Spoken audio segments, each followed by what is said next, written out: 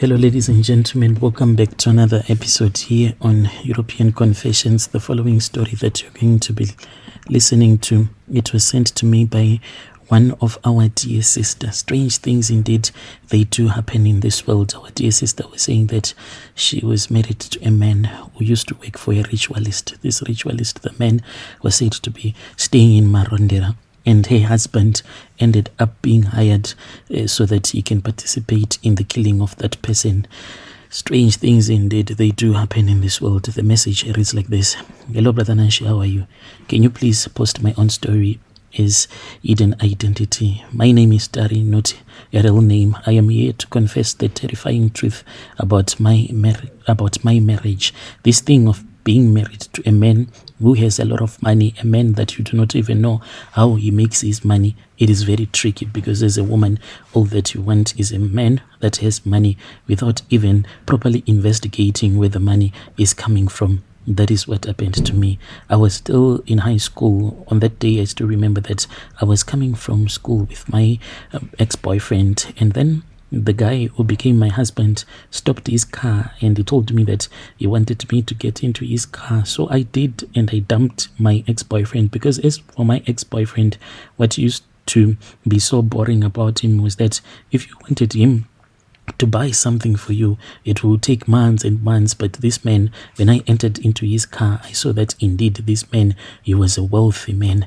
And then I started dating him. When I started dating him, within a very short period of time, me and him, we were already making love. It was like paradise here on earth. You know, something about our parents, our African parents, they can only be angry if they find out that their daughter is dating someone that is poor. But once they find out that their daughter is dating a man that has a lot of money, they will even encourage their daughter to keep on dating that man. So, Brother Nashi, that is what happened at that time. When my parents found out that I was pregnant for my husband, what they did was that they encouraged me to go to his house, and my auntie, my father's sister, was the one who took me there. So we went and I started staying with my husband. It then came time that my husband came and he paid for the bride price. So in our Shona culture, like, it is not allowed that a man is supposed to pay like entirely for the lobola price. So even my parents, they were shocked, because him and his relatives, they were like, we are going to pay everything in one day, because that money is not supposed to be paid all in one day. So my father, he said that he was not going to allow that to happen, because it will look like as if my husband was buying me as if I was some form of a commodity in a supermarket. And that is how my husband did not pay the full bride price. So after I had started staying with him, Brother Nashi, this man, I thought that he was going to... So I then started staying with him, and when I started staying with him, honestly, I thought that I was going to have a very big wedding. Even my friends, because of the way that my husband had so much money, they thought that I was going to have the biggest wedding of the year. But when I spoke up with him, he told me that we were not going to get legally married. My husband passed away without ever getting married. We did not go to the court for a private wedding, nothing. We were just staying as customary husband and wife. Later on, my husband then confessed to me, and he said that the reason as to why he cannot get married to me, it was because he had a tokology, the spirit of a tokology, that which he was married to. So that tokology was the one that was protecting me. And it was really painful, I do not want to lie, because I started complaining. I would go to my auntie and I would tell my auntie everything that I was going through. This man, he was providing for me, for my auntie, for my father, for my mother's brothers, for my relatives. They were all living a good life because of him. So when I would go to complain, telling them that I am going for months and months without ever making love to a man, then my relatives would be like, it is far much better to be to be married to a rich man when that man is not sleeping with you than to be married to a poor man who will be sleeping with you each and every day, and you'll be going to bed hungry. So that is what my relatives were telling me. In the end, I just told myself that let me just suffer in this marriage, for what can I do? So I stayed. My husband, he confessed to me. Then I still remember that there was this other day, my husband, he came back home late. When I looked at my husband, Brother Nashi, it was as if something was happening, and I had been suspecting that my husband might have been cheating on me. So I had my eyes opened up. So on that night when he came back, he forgot to switch off the engine of the car. So I went outside. I wanted to switch off the engine of the car. At the same time, I also wanted to snoop around to see, because in my mind I told myself that if he was cheating on me, maybe I was going to get some evidence in the car. So Brother Nashi, when I switched off the engine of the car, that was when I pressed the button which opened the boot, because it used to open automatically. Then it got opened up, and I said maybe this was a sign from God. So I walked to the back of the car, and when I looked inside, I can say that if my husband was cheating on me, it was going to be far much better than what I saw in the boot of his car. Brother Nashi, when I looked into the boot, I honestly saw a man that was lying there. This man was bound and he was unconscious.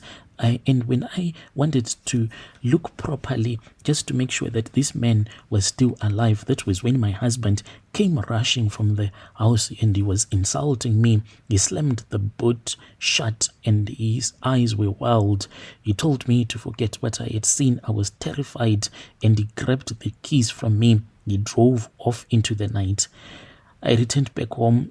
I returned back inside, and I was just sitting in the living room. I was not even sure what was really happening. Then a few hours later, that was when he came back. Something about him had changed, because I was waiting for him in the kitchen. When he entered into the kitchen, when I looked at him, he looked pale, he was shaking, and he said that he was thirsty. He wanted some water to drink. So I grabbed a water glass and I poured some water for him to drink. But to my surprise, Brother Nashi, when I looked at him, he failed to drink from that water glass because he kept on shaking. He was like vibrating so much that he rushed to the kitchen sink and he drank water straight from the kitchen sink because of the way that he was shaking.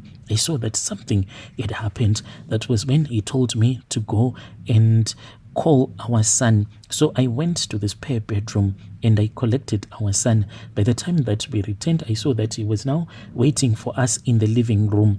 And I saw that on the coffee table, he had some eggs, 6 eggs that were on top of the coffee table, as well as some fresh milk. He then told me that I was supposed to go and take a small plastic dish. So I went into the bathroom and I collected that small plastic dish, and he also had some cooking oil. He then gave some instructions to our son. He told our son that he was supposed to break all of those eggs. So my son did that. He smashed those eggs into that plastic dish, and his dad told him that he was supposed to take some fresh milk and to pour the fresh milk into that small plastic dish. And my son did as his father had asked him to do. Then my husband told our son that he had to wash him. My son started washing his father's head, and after that the hands as well as the legs. When my son was done, that was when my late husband instructed my son to walk out of the house. But the way that he was walking out of the house, like he was walking backwards until he was out of the house. When we were outside, that was when my husband took that small plastic dish from our son, and then he mixed it with the cooking oil. Then he started to sprinkle everything on the car, as if he was chasing away the spirit of the man that he had murdered.